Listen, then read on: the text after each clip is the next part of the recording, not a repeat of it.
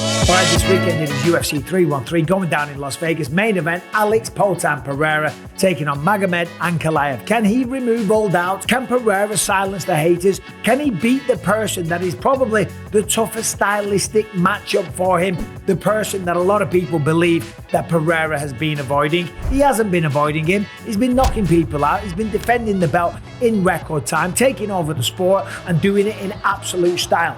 But Magomed Ankalaev does possess some problems. And this weekend, if Pereira wins, according to UFC President Dana White, he will then be the pound for pound #1 on the planet. Alex comes out of this the way he's come out of every other fight. He's might be the pound for pound best fighter in the world. That is correct. That's what he said on First Take. If he does it in style, he takes over the sport. He's the pound for pound #1. Step aside, John Jones. See you in a bit, Islam Makhachev. Step aside, boy. Alex Pereira is the man.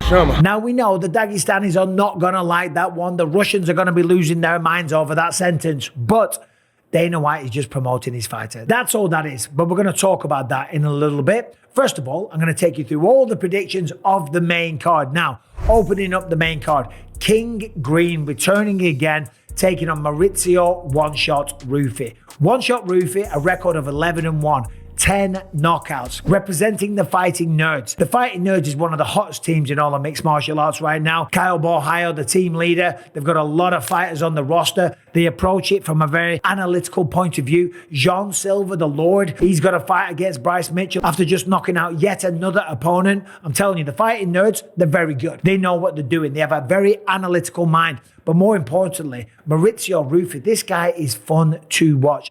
Beautiful spinning back kicks. He opens fights with like low little ninja sweeps. He's not afraid to take risks. And he calls himself one shot. However, his last fight went to a decision against James Yontop. Now, King Green, we know, he's got a lot of experience. This will be his 49th professional fight. 32 wins, 16 losses, a lot of miles on the clock, a lot of wear and tear, and a lot of stoppages. Of course, last time out, Paddy Pimblett submitted him in the first round in style. That was a beautiful submission because Bobby shot. I don't think he's going to be shooting in this fight. He's going to be standing. But when he went up against Jalen Turner 3 fights ago, what happened? Jalen Turner almost killed him. And that, once again, was in the first round. And that's what I mean by a lot of miles on the clock. And Bobby Green is 38 years old. So I've got to go with Mauricio Ruffy. Not just because of the wear and tear, not just because of the age, but because of the skill set. I love King Green. I love Bobby. He's an awesome guy. He's had an amazing career. And I still think he's got something to give. But this guy, Mauricio Ruffy, the Fighting Nerds,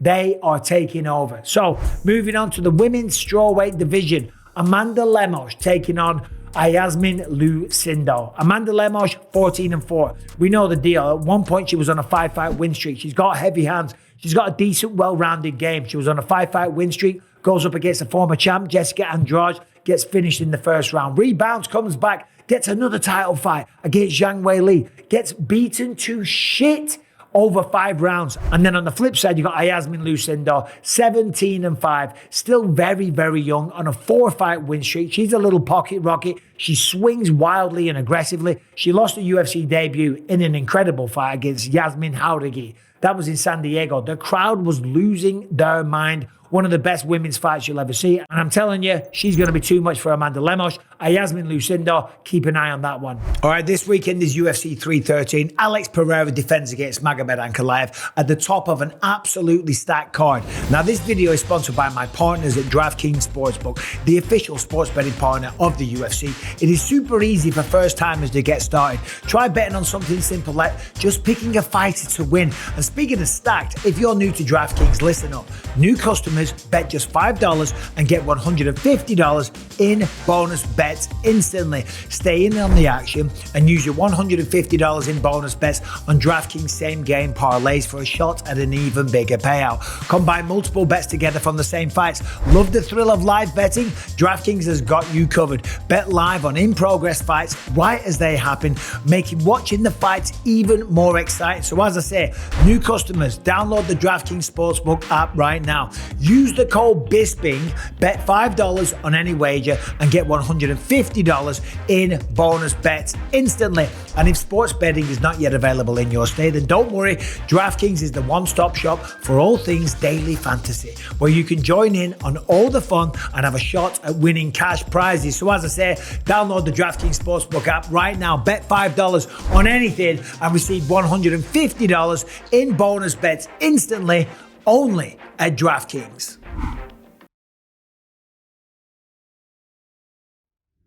Right, now we get to the good stuff. Jalen Turner, 6'3" with knockout power in every single shot that he throws, going up against Ignacio Bahamondes, a guy that's also pretty big for the lightweight division, standing at 6'1". He's a training partner of Belal Muhammad. He played the role of Leon Edwards. That's how good his striking is. He's beautiful to watch. He's poetry in motion. He's also got beautiful spinning back kicks. He's got great shots, great timing. Last time we saw him was at UFC 306 at the Sphere. Got a first-round stoppage over Manuel Torres, but he's going up against Jalen Turner, an old sparring partner of mine. And that's got nothing to do with my prediction. Last time we saw Jalen Turner, of course, it was a loss to Renato Moicano. But what did he do? Cracked him with the right hand and then stood over him. He wanted to get the walk-off knockout, and then he paid the ultimate price because Moicano got up, took him down, got on top and finished him from the mount.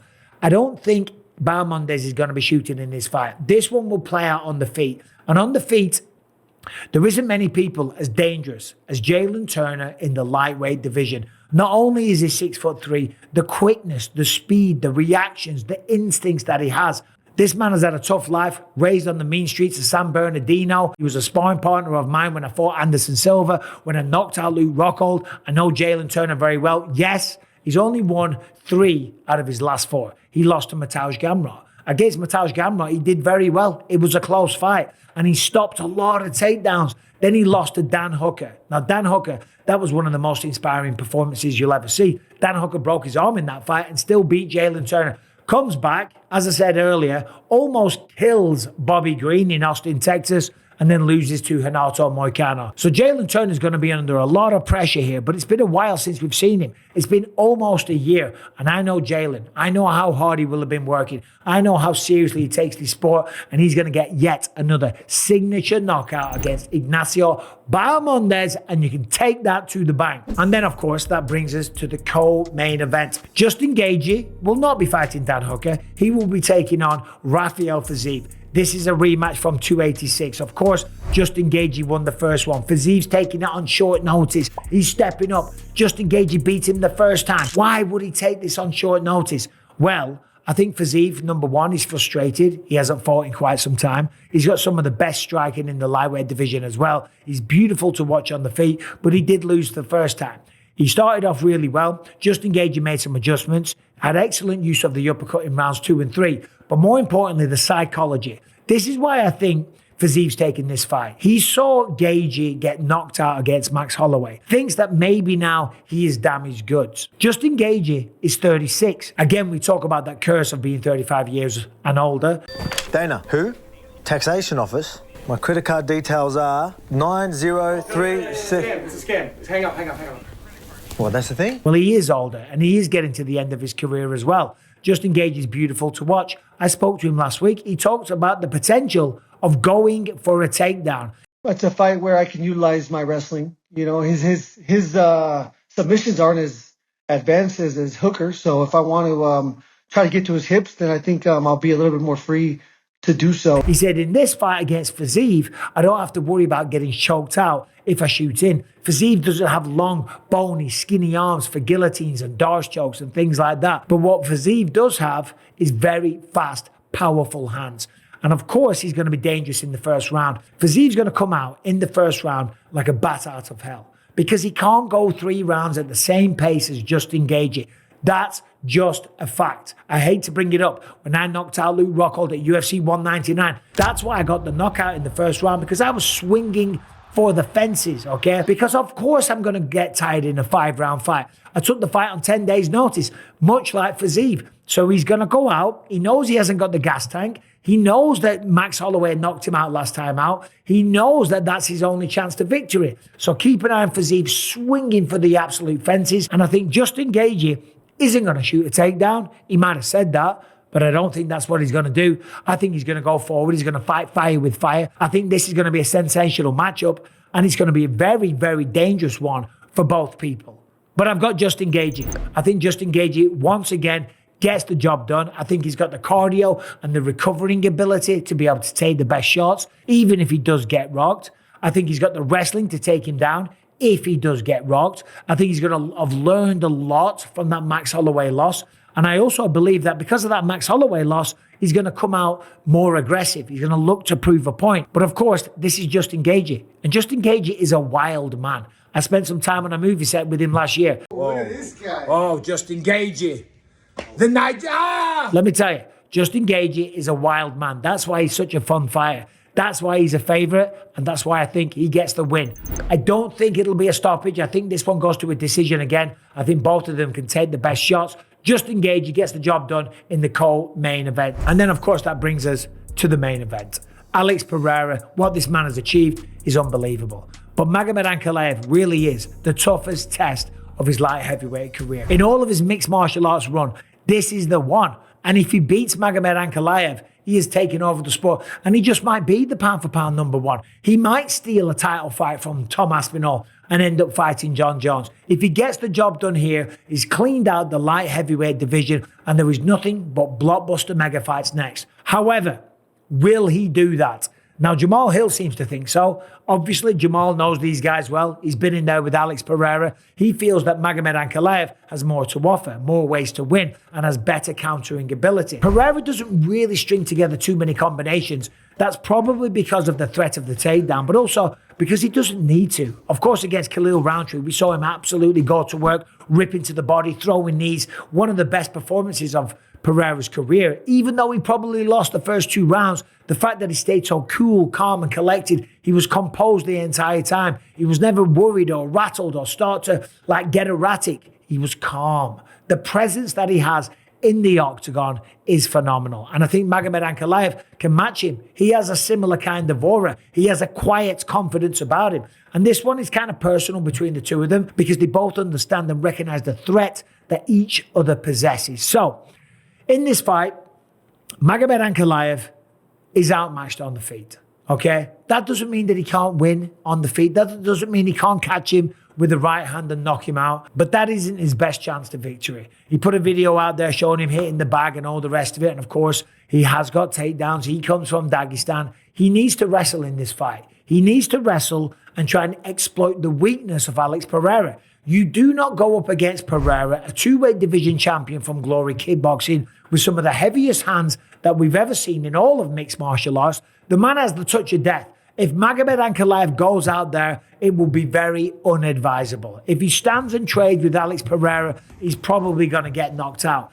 If he shoots a clean double leg, takes him down, controls him, passes the guard, gets to mount position, we might have a new light heavyweight champion on our hands. But I don't think that's going to happen. I think we are going to see Magomed shoot takedowns, and I think we're going to see Pereira defend those takedowns. Will he get taken down at some point? Yeah, probably. Will he make it to the end of the round? Yes. And then at the start of every round, it starts on the feet again, and then it's back in Pereira's world. Simple as that. Magomed Ankalaev is very dangerous. He's a great opponent, but he doesn't have the fluidity that Pereira does. And he doesn't have that next level to where Pereira can just put together lightning fast combinations with ridiculous power in every single shot. One of those shots will land. One of those shots will wobble Magomed Ankalaev, and Alex Pereira will still be the champion of the world when the dust settles. And all the doubters and the haters and everyone that talks shit need to shut the fuck up because he's done it. And yeah, maybe Magomed Ankalaev hasn't got the wrestling of Khabib Nurmagomedov. Nobody does. Very few people in the history of mixed martial arts have ever been as good as Khabib, okay? Maybe this generation of light heavyweights isn't the best it's ever been, but it's the one that Alex Pereira is competing against. So you can't hold that against him. And would he be the pound-for-pound #1 best fighter in all of the sport if he knocks out Magomed Ankalaev? Well, the reality is I don't know about that, but he's certainly in the top 3. John Jones, Islam Makhachev, Alex Pereira. You guys fight about it, argue about it in the comment section because this video is done. Thanks for watching. Subscribe and ring the bell. I will see you soon.